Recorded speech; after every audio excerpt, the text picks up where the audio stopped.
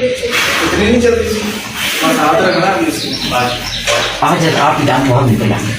अच्छा पास आ गया इस पता नहीं यार कौन है जाके गाले इस बच्चे ना कोई निकाल भी नहीं। पानी उबाल के रख लो कारज।